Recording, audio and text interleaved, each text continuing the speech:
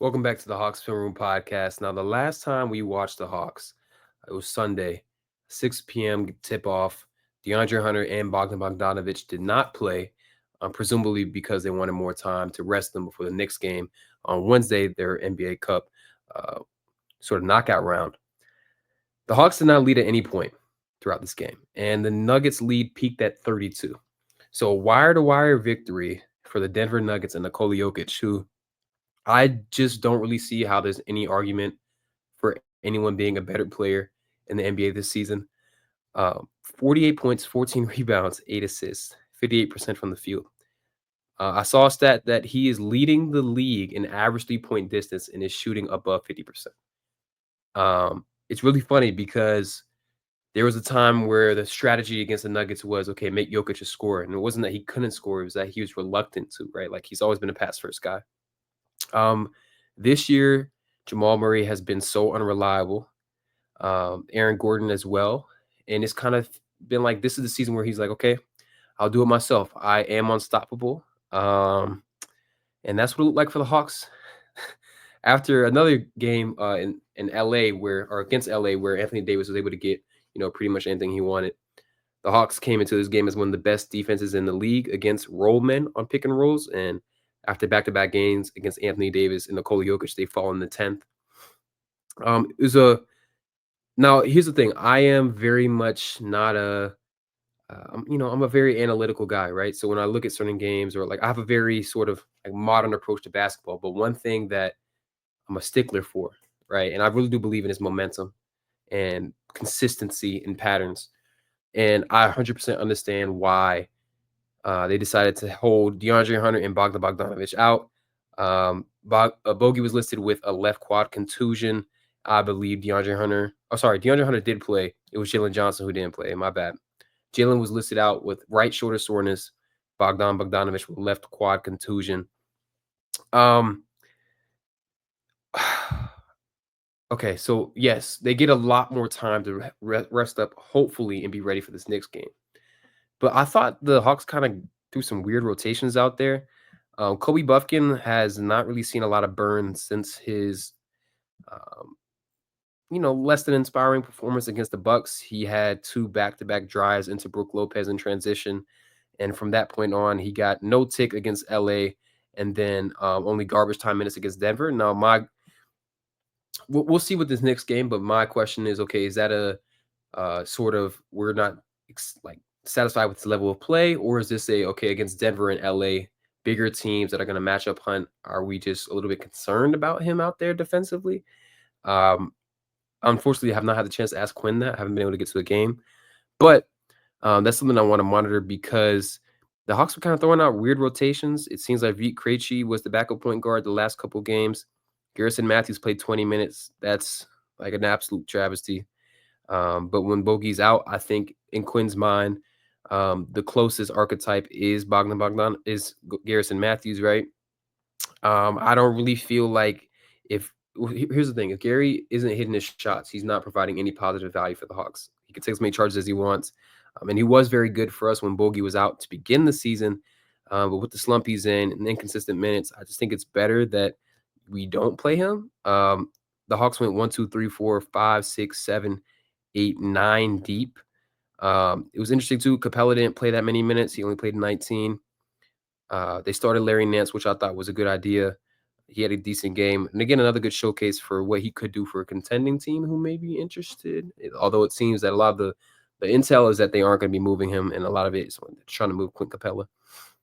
I would have just liked to see a little bit more burn for guys like Reza Shea and Kobe Buffkin, as opposed to those Garrison Matthews minutes. But my biggest takeaway from this is that the Hawks are, and I saw this, I think it was Chris in one of the Hawks chats we have. He said the Hawks are deep, but like we have the exact perfect number of 6'8" guys. And if we miss any of them, this looks like a very different team. And without Jalen Johnson, who's been our most impactful player this season, it was absolutely that, especially against a big Nuggets team, who's going to, of course, be very strong on the interior, led by Nikola Jokic. It was a lot to ask for the Hawks to sort of overcome that. Now, I do sort of wonder what that means for this upcoming game. And we'll get into some of the film and schematic stuff about how they can best prepared for this Knicks team, but I don't think this is a great vibe to carry into this game. Hopefully, the benefit of improved health for Bogey and Jalen overcomes that. But a 30-point loss, they could either be a big sense of motivation, or it could be like, ah, man, like we really just got our ass kicked, and that's what happened. But to transition to this Knicks game, because I think obviously it's a lot more fun to talk about an upcoming matchup, especially a team that's going to be honestly a really fun game to watch. So here's a little nugget I found, right? The Knicks are leading the league in offensive rating per cleaning the glass this year. They're scoring at a ridiculous rate. They are at 123.8 points per possession, which is almost a full 10 points higher than league average. And here's the interesting thing, right? The Knicks are 10-0 when they have a offensive rating above 125 plus. It's kind of to be expected, but they're 4-13 when they have less than 124 offensive rating. So this team is pretty much built to win with their offense, and their two biggest and best players are the biggest reasons why. Karl-Anthony Towns has been an unbelievable offensive fit next to Jalen Brunson in New York. Not only are Jalen Brunson and Karl-Anthony Towns the highest scoring points per possession pick and roll duo in the NBA. They're at 1.23 points per pick, right? Anytime that Karl-Anthony Towns sets a screen, the Knicks are scoring 1.2 points per possession. That's the highest scoring average in the NBA among players that have set at least 100 plus picks, and that's from Ian Begley, who I think he's listed as an NBA insider, but I do believe he covers the Knicks specifically, and those numbers are from Spot Radar, which is absolutely ridiculous. He's also shooting 43% on pick and pop threes, and so we've seen Karl-Anthony Towns be one of the best offensive players in the NBA. That's what he's been for a very long time. This year, he's at a career high for true shooting, 65.4 true shooting percentage. He's at a career high for the amount of 2-point attempts he's taken.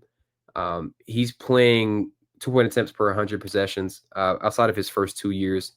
And he's actually not taking as many threes as he has in the past, but he's just been an absolutely nuclear offensive player. And especially with the Knicks in particular, sort of finding their rhythm a little bit later into the season. We did play them a little bit earlier on. We didn't have Keaton Wallace. We had Keaton Wallace and David Roddy and Garrison Matthews playing minutes because Kobe was hurt, DeAndre Hunter was hurt, Bogdan was hurt. So that's the caveat for the Hawks. But this Knicks team has definitely found a little bit more cohesiveness, especially offensively. It kind of takes time for teams after they make such a big acquisition and a change to their play style. But Karl-Anthony Towns has been absolutely ridiculous. I mentioned that he's shooting 43% on pick and pop threes. He's shooting 45% on above the break threes. And that's where the vast majority of his shot diet comes from. And I think the big thing for the Hawks is they need to figure out what they're going to do with him. So my thing is, okay, the Hawks are a top 10 defense in the league against the roll man, right? We mentioned this a little bit earlier in the show. But they're the worst in the league against ball handlers. And so some of that is due to the scheme. Like they aggressively tag the roller. I've talked about that a little bit on the show. And they also tend to not send help on ball handlers and scoring actions, which is a great practice when you have Dyson Daniels and you can trust him to be isolated. It's actually when the Hawks send help in those situations where they get killed, just because Dyson's typically in a good position to at least make that shot tough. But if they help a little bit too late, or a little bit too ambitiously, or then it opens up a little bit more rotation for the offense. And so I do expect much of that to remain the same in terms of like their tendencies and the way that they guard pick and roll ball handlers. So they're probably, at least ideally, are going to continue to leave Dyson in isolation against Jalen Brunson, even as he gets downhill. One thing you don't want to do against the Knicks is exactly what Jakob Poeltl does here. And aggressively help near the rim. Karl-Anthony Towns is just way too good of a three-point shooter. You're just going to be bleeding points if you do this. You just can't allow, like at this point, like if Jalen Brunson hits a tough turnaround, you have to live with that, but you cannot allow these kickouts to one of the best and the greatest three-point shooting big man of all time. and just right now, one of the greatest three-point shooters in the NBA. Um, you saw him drill this shot, this pick and pop three, um, just on a rotation. And this is a great closeout from RJ Barrett. Like, he's 7 feet tall. He has one of the best touches in the NBA. So you just cannot allow him to get in rhythm. Now, we'll look at a couple clips from when the Hawks played him, right? Um, it's going to be tough. It's definitely going to be tough. Like, I would never say it's going to be easy to defend somebody like Karl Anthony Towns. But I do think the Hawks have at least somewhat of a reasonable chance to survive against the Knicks, and it's because of some of the additions they've made this particular season. Obviously with Dyson Daniels, but then they have the size to crowd Brunson as well, and the half court that's going to be very important. Uh, he kind of has some of the similar deficiencies to Trey, right? Of course, like with his size, but also his passing angles can also be disrupted a little bit easier if you put a lot of size on him. So let's look at a couple of these clips. Now, actually, let me make sure I order these buttons. Yeah. There is a very okay, here's the thing, like, Carlton Towns hunts his shots in a lot of different ways, right? And it can be really sneaky. Sometimes you'll see the Knicks just sort of get a back screen on the player. First off, like, you shouldn't be able to put both your hands on a defender here. Josh Hart gets away with this in front of the official. But this is a lot of space for one of the best three-point shooters in the NBA. So you have to be very aware of that, especially against someone like Josh Hart, because defenses will sag off on him and he'll take advantage of that space. Similar to what like someone like Ben Simmons would do. In general, you have to pick him up a lot earlier than you would any other center, really, in the NBA. He hunts these transition threes, and Clint Capella's instinct, of course, in semi-transition or transition, is to get back and protect the rim. Like, that's his MO. But he can't drift like this when Cat is at the top of the key. That's just too much space, and then he's able to drive and get downhill, and then that's also problematic. This ends up being an M1. Another thing is, like, look at him as a trailer here. Capella is trying to get back to the paint. That's, again, like what he's been trained to do. That's what he's hardwired to do. But like, Cat is just as dangerous as he is in the half court in transition, and that's just too late of a contest. A lot of bigs are trained to get 2 feet in the paint and then work their way out, and that's how a lot of defenses work in the NBA. They're going to be looking for this often. So you, of course, want to limit them in transition in particular, but the other wings, centers have to be very cognizant of where Cat is on the floor, and then the wings have to ideally be the low man, if possible. So in a scenario like this, like if Jalen Johnson's on the floor, then he needs to be the closest one to the rim. Ideally, that's what they really need to do. Another thing is, if you do switch against him, Dyson is doing an admirable job here, sticking him up. This is actually a stack action from kind of a delayed stack action, where they're going to have Karl Anthony Towns set the screen on the ball handler Jalen Brunson, and then you're gonna have OG Anunoby come as the back screener to sort of pen up Clint Capella. When this happens, you see the Hawks are going to switch basically every action here. Karl Anthony Towns is currently averaging about 7.7 shots at the rim per game. Okay, and he's shooting about 60%, which actually isn't great for his volume. Obviously, that's still a high conversion rate, but as a 7-footer, someone taking that many shots at the rim per game, it's actually in the lower percentile of high volume rim shooters. But if he has a chance to get a mismatch, which he does here, again, Dyson's fighting, it's going to be essentially a guaranteed 2 points, especially if the center isn't in position to contest a shot, like he really isn't in this position here. Now, the thing is, the Hawks have to, again, be very aware of not allowing this mismatch. When Brunson goes under the basket here, there's a window for the Hawks to peel this off, right? There's a window even here. There's still time for Capella, and he looks at him, still time for Capella to get back to Cat, and I think he wants to until the ball gets reversed back out. But the Hawks you can't allow for your best perimeter defender to be pinned up under the basket with the center on him. So that's something they have to be very, very cognizant of. Again, just having the hands up early in transition is so important because he has such a great trigger. And just picking him up earlier as well. It's going to be tough for the Hawks. This is a lot to ask, especially just because of what they can be in terms of like size wise if Trey's on the floor. But Capella can't be steps away from Cat when he catches the ball.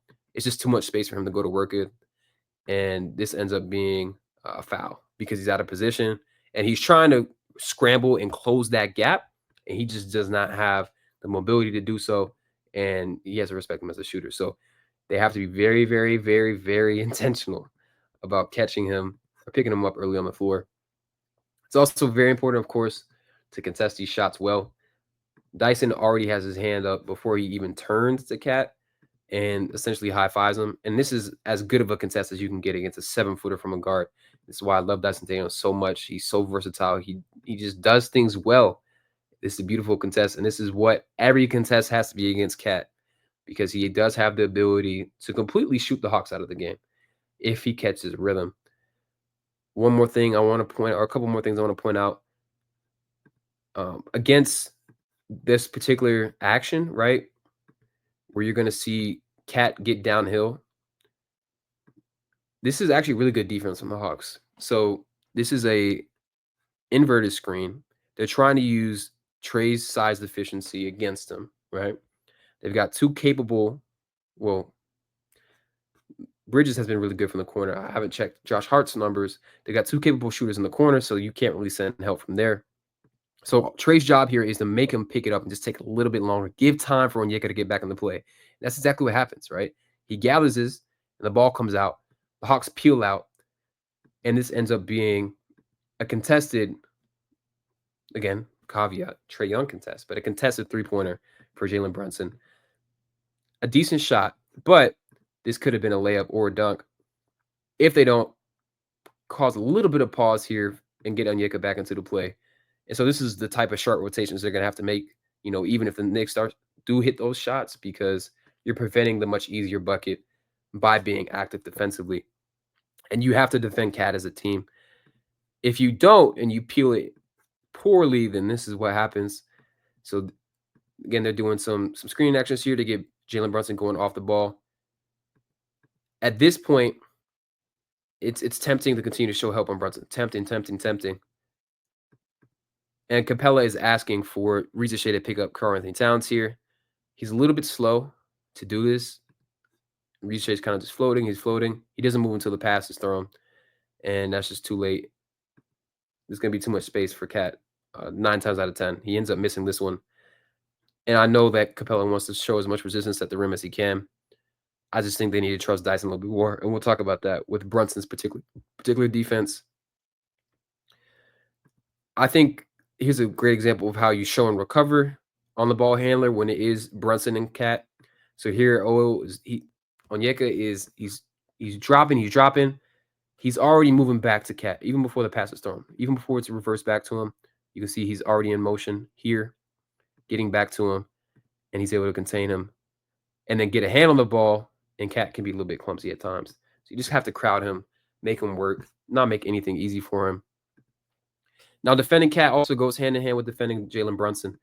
Brunson actually, this again, a little interesting stats, a little bit cherry picked, but I expect the Hawks to pretty much, again, keep their same coverages where they're going to leave Dyson in space for the most part and then tag the roller when they can, especially if you can tag off of Josh Hart. And when Brunson shot 20-plus field goal attempts this season, they're 3-5. When he's 14 or less, they're 6-1. So essentially, when Brunson has been able to play as a facilitator and not have to shoulder the scoring load, they've been really, really good. And the biggest reason why, of course, is that they have high-level shot makers when OG and Mikhail and, of course, Karl-Anthony Towns are knocking down shots. It's really tough to defend all 5 of them in that 5-out space. And then, of course, Jalen Brunson can get to work in the in-between game. I think the biggest thing is, again, just like, please trust him. Trust him in space. Trust him. There's no need, at least in my opinion, for Clint to show this aggressively on this particular rep. He also has to be able to give Dyson space to get back in front, right? So he does a decent job getting here, but I think Dyson could have actually gotten in front of Brunson even quicker if Capella starts backing up a little bit faster. if Brunson takes a shot at the hash or over here, he takes that shot, I can trust that Dyson can get back there. But Capella is putting himself out of position to get back to the cat, and he's also not giving space for Dyson to get back in front of the ball. And eventually Dyson is able to get there, and then that's a long closeout for Capella. And then Cat just drills it on his head. This is why he has to be able to give him space. If he does not give Dyson space to get back square in front of the ball, Jalen Brunson is very good at putting people in jail. So you can see here, Capella is trying to do the same thing he did on that last possession, drop, but he's not moving his feet enough. And so now this space where Dyson needs to be and where Capella needs to be, like sort of right here, he's in that space. So how can Dyson get to back in front of the ball? And so yes, this does end up being a foul on Dyson, but that's actually a result of Capella not being able to be in the right position. And so I just think it's really, really important to allow Dyson to get to work. And, obviously if he needs help, he needs help. That's cool. But from the jump, like just trust him in space. As a trailer, rear view contest, whatever it needs to be. I don't want catch and shoot threes for Karl-Anthony Towns above the breaks. That's the biggest thing that the Hawks have to avoid. Obviously, Jalen Brunson can still beat you from pull-up jumpers. He can beat you from the mid-range, but you cannot allow these easy looks that come out of rotation or from overhelping. And that's what the Hawks have been a little bit better at in the last couple of games, but they just have to continue to just allow Dyson to be trusted in space. Here you see the screen set near half court. He actually gets hung up a little bit, but he's still in the play. NYK trusts that he's going to be able to get back in front of the ball. And even at this point where it looks like he's disadvantaged, he's able to impact this shot, and Brunson smokes the layup.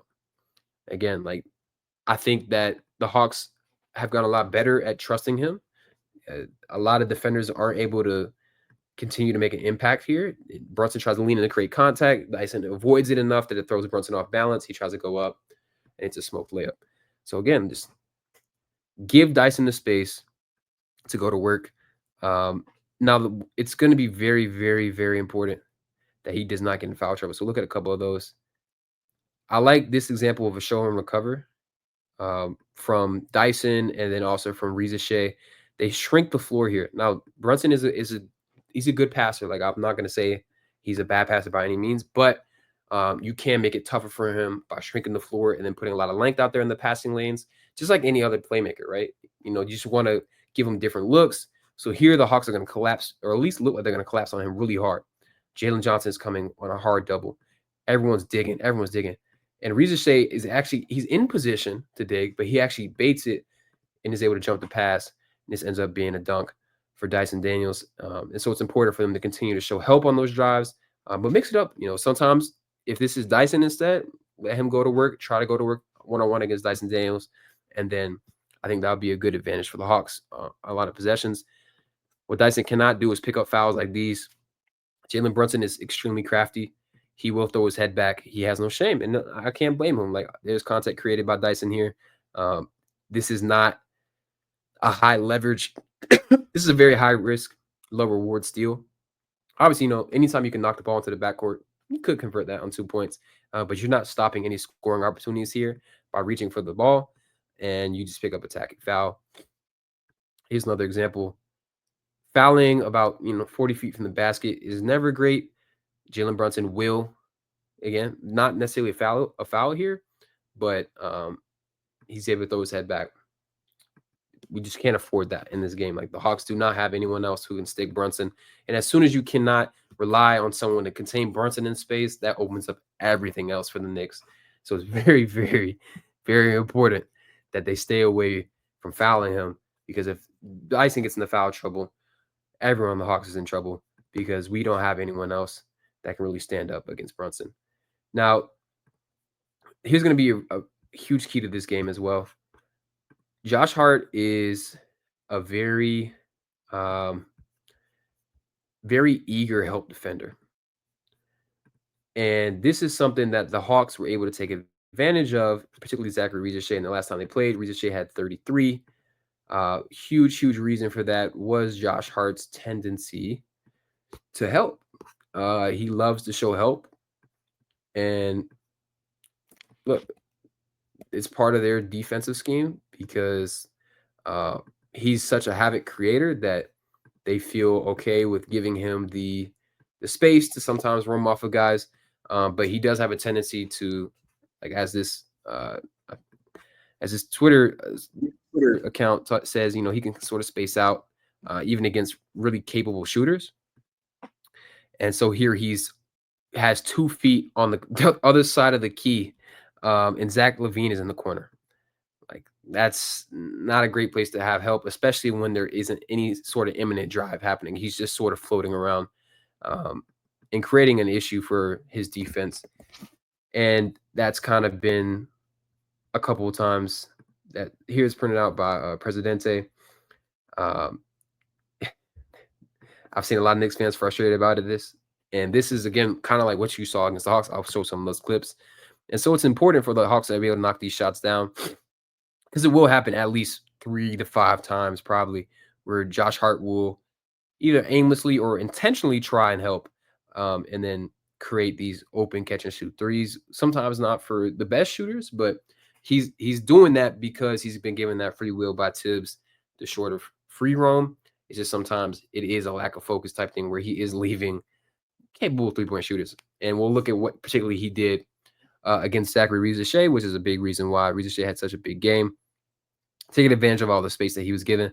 But you can see, like, again, here he is matched up with Fontecchio, who is a very good 3-point shooter. He wants to pinch this, and they kind of have to with the positioning that they have on the floor. Jaden Ivey is able to bait him into coming to tag, and then it's an open 3. And so there's a lot of different examples if you watch Knicks games of Josh Hart being out of position defensively.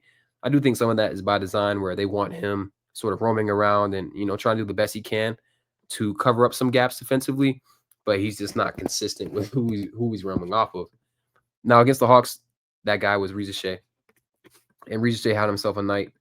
And whoever draws the Josh Hart matchup, and it probably will be Riza-Shea, you have to, like, these are mandatory shots to hit. Like, the Hawks cannot afford to miss these, which means if Riza-Shea does start a little bit slow, Quinn cannot hesitate to bring in DeAndre Hunter or Bogdan Bogdanovic, whoever it may be. But there's just no way that the Hawks can miss these shots, especially in a visiting arena. And the more shots that someone like Riza-Shea or Dyson Daniels, Jalen Johnson misses, because those are the guys who are going to get a little bit less respect from the defense, the more sort of momentum the Knicks get. So these shots have to be hunted, and they also have to be taken with confidence. Now, Riza-Shea did a phenomenal job at this. And in general, the Knicks will bring help, especially against Trey. Like, they showed no hesitation to do that in their matchup earlier this season. And so the Hawks have to be willing and ready to cut into open space, which is what they do really at a high level. Dyson Daniels, Zach Riza-Shea, Jalen Johnson are all really good at finding these pockets on the floor to operate in. And so when the doubles do come, make yourself available to Trey, and then take these shots with confidence. And it was there all night for Riza-Shea. I thought he had a really, really solid game against these guys. And again, you'll see just how aggressive Josh Hart is guarding Riza-Shea here. They're basically asking Jalen Brunson to zone up here. Hart is on the other side of the court. And Trae Young's going to read that. He's going to see that Jalen Johnson's going to read that as well. He's going to motion like, look, we got Riza-Shea open in the corner. I'm setting this pin down, get the ball to him. Gets the ball to him. And Riza-Shea made them pay all night. Like, a great, great night from him. And they're going to need this, whether it's going to be him, Hunter, Bogdan Bogdanovic, whoever. I doubt that Josh Hart will roam off either Hunter or Bogdanovic nearly as much. But anytime that you can find sort of advantage where the Knicks are trying to put 2 on the ball, they have a lot of very aggressive defensive guys. Here, OG's trying to make an impact here, and he sort of gets himself out of position. And when Jalen gets downhill, it creates a wide open shot for Riza-Shea, which again he knocks down. So gotta make those. They will be open. They absolutely will be open. I think the Hawks will probably get at least 5 to 7 open looks out of this aggressive help from the Knicks, and you'll see Jalen Johnson again recognizing this, and this is a great sign for not just his basketball IQ, but for the Hawks' ability to continue to get these shots tomorrow, or I guess it will actually be today by the time this episode drops.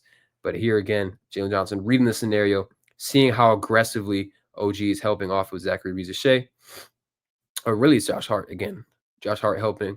It gets passed off to OG. Jalen realizes that they got a 2-on-1 here. He sets that pin down, and you get an open shot for Reza Shea, which basically a no dip. Super impressive from the rookie. He gets it off quickly. Um, gotta make those.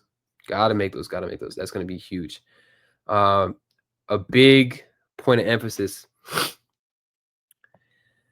The Knicks allow the fourth most shots at the rim. They're 16th in rim field goal percentage, though, because they're eighth in overall contested rate. They do a great job getting a hand up on shots.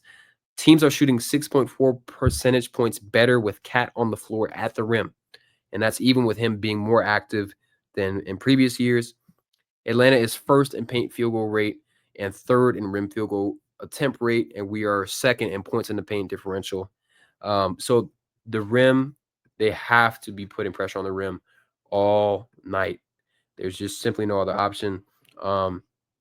There's really just a lot of examples where Cat just chooses not to contest. Now, some of that is because of his value as an offensive player, and then also just what the Hawks are doing to kind of keep him out of position.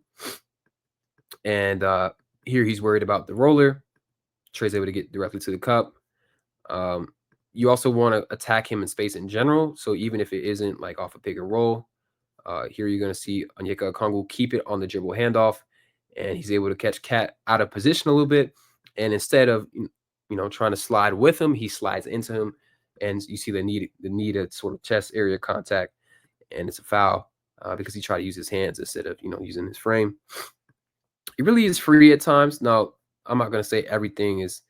He's not barbecue chicken exactly because he's still 7 feet tall, and he has done a really good job at contesting at the rim.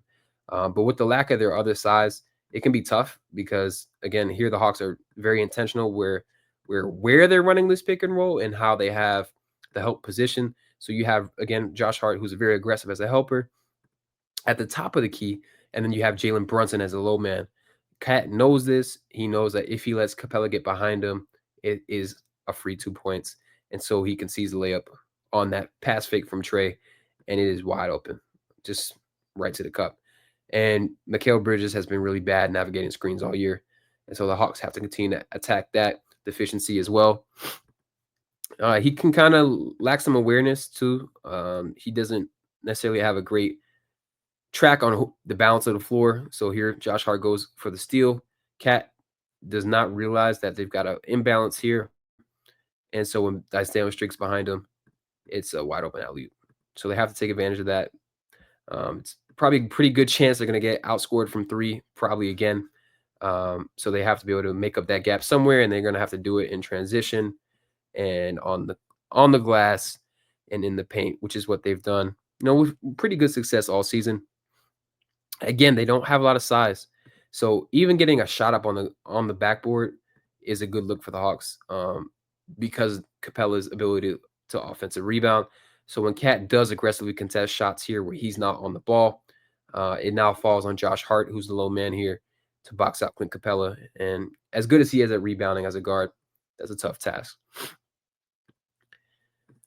Again, I can show you a bunch of clips where he's not necessarily trying to protect the rim. Here, pretty easy points from Jalen Johnson, but that doesn't mean he's always apathetic, or not trying. He's still 7 feet tall again, so he's gonna get a hand on the ball here against Trey, swat that away. Let's see, I have another one I thought.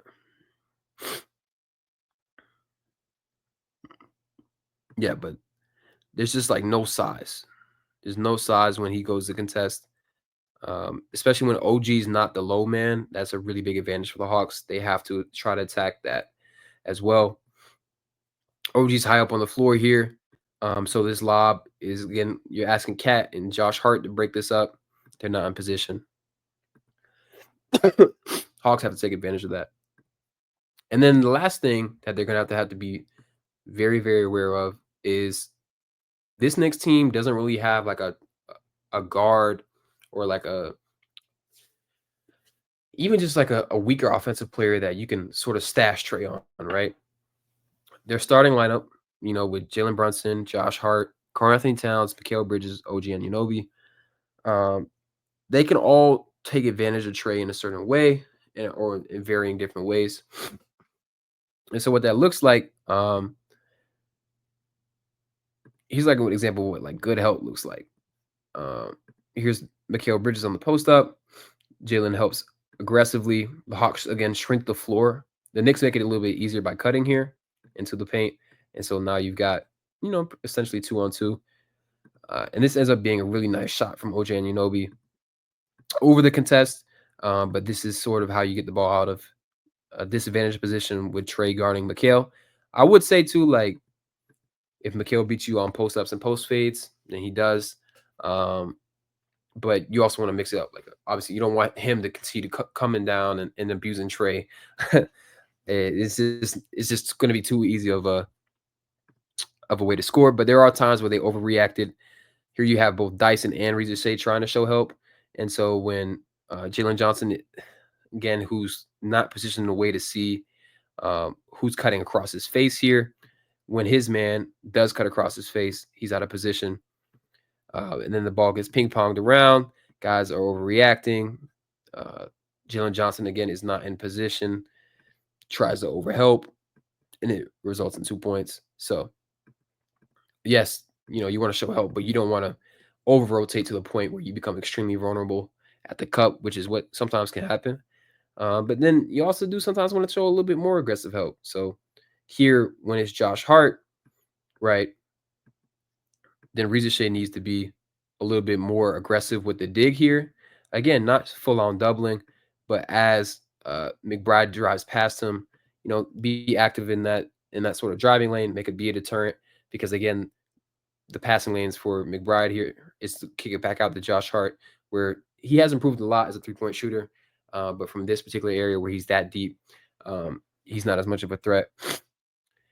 So just making sure they keep that effort level up and just being intentional about when they send help.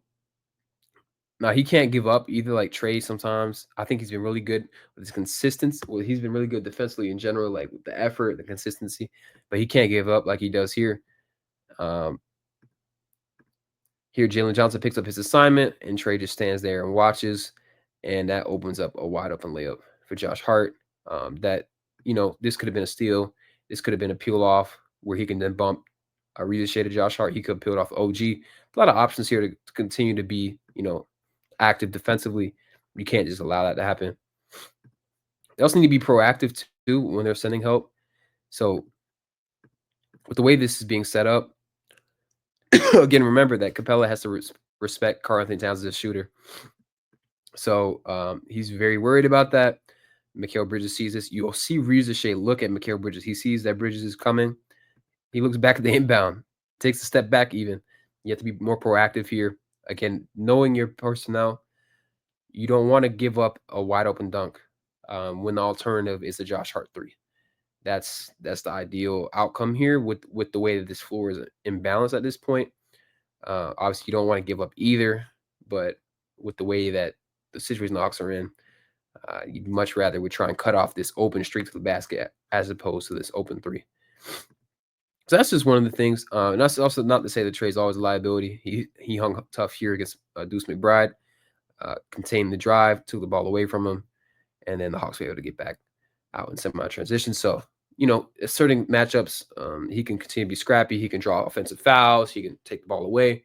But when he does get put in those disadvantaged positions, the Hawks need to be super proactive about the way they react to him so then they don't result in being an even larger collapse defensively. Overall, this is going to be a really interesting game, and it's sort of a litmus test for, I think, in my opinion, how resilient Reza Shea is as an offensive player. He can be, I think, in general, like his confidence for a super young guy who's playing in America for the first time for the most part. In his first couple of games, like he was taking shots that were absolutely completely audacious, right? And I do think the Hawks will be pretty short with the leash with him, though. Like if it looks like he's sort of a little bit frazzled or he's not hitting these open shots, I think DeAndre Hunter could come in a little bit earlier than usual. And that's going to be really important for the Hawks because they're going to have to continue to keep that spacing around Trey. This Knicks defense has improved steadily over the last couple of games. And in general, as they've gotten a little bit more continuity over the past couple of weeks, I believe that they are climbing defensively. Yeah, they're a top 8 defense And so when they have this offensive firepower and they can lock you down in the half court, they're very, very, very, very tough to beat. So the Hawks have to be able to create easy looks for themselves, like what they've been doing all season, right? They're sixth in offensive rebounding percentage. They're 10th in free throw rate. They're a top 5 team in transition frequency. All those things have to consistently be happening for the Hawks to continue to create advantages against this Knicks team. And if they stick to the principles, attacking the paint, being tough and physical with Brunson without fouling, funneling those shots that come from Brunson driving and kicking to Josh Hart or Mikal Bridges above the break instead of in the corner, as opposed to those kickouts back to Karl-Anthony Towns. I think that could go a long way for the Hawks. They have a pretty good shot at advancing throughout this cup. If they take care of these things against the Knicks, they'll face Milwaukee, who they do match up pretty well against. They are a lot more athletic, a lot more active, and just really good at putting pressure on both Giannis and Damian Lillard with their personnel. So this is a really big opportunity for the Hawks. If they're able to pull this win off, they're going to continue to get a little bit more nationally televised games. This is a team that was written off by the national media. This should be a point of pride for them. This should be a point for them to say, okay, look, we understand that people sort of wrote us off. They thought we didn't have the talent level coming into this season to sort of replicate, even the play-in berth that we've had the last couple of years. And this team to this point has over-exceeded expectations from the national perspective. I think that for a lot of Hawks fans, we're still searching for that game-to-game consistency like they were putting together during that win streak. But they can win this game on the defensive end by really focusing on that two-man game with Jalen Brunson and Karl-Anthony Towns, preventing those mismatches against Trey, and then putting the pressure on New York in the paint. So I don't think I'll miss a single minute. Hopefully we get a really great game. The Garden's always a great atmosphere. Loved all the Cup games so far. So yeah, we'll see how much of this they're able to accomplish, and then I'll see you following the game.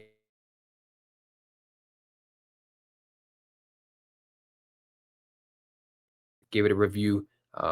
Let me know what you guys are thinking of going into this matchup, and yeah, I'll see you either tonight or the following morning. And again, have a great day.